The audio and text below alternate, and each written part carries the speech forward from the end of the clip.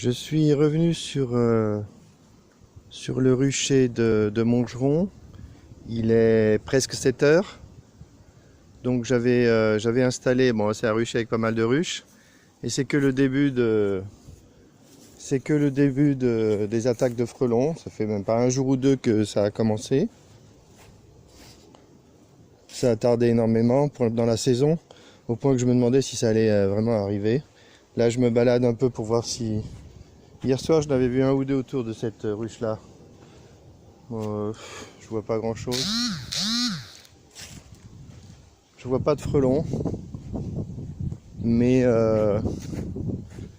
donc j'avais mis une tente sur la ruche où on m'avait signalé des frelons qui faisaient du vol stationnaire.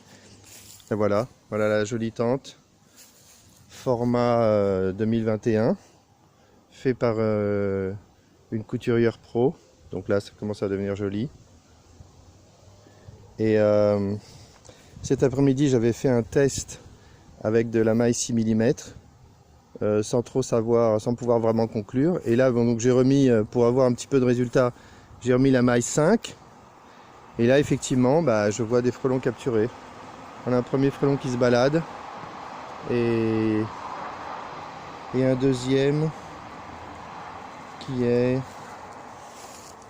là, sur le... Il est où le deuxième? Voilà, il est là. Il y a deux frelons, on les voit là. Voilà, deux frelons capturés qui se baladent, qui marchent, qui ne peuvent pas sortir bien sûr.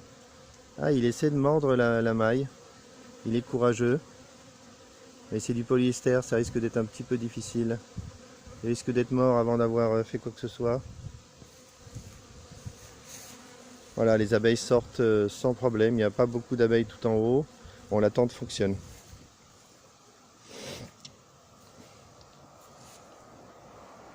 La porte est très haute.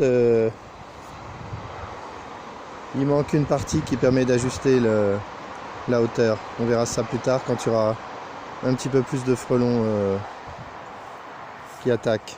Donc voilà une tente qui est en activité. Un début de saison des frelons à Montgeron, dans l'Essonne. Bon, il n'y a pas grand chose d'autre à dire, hein.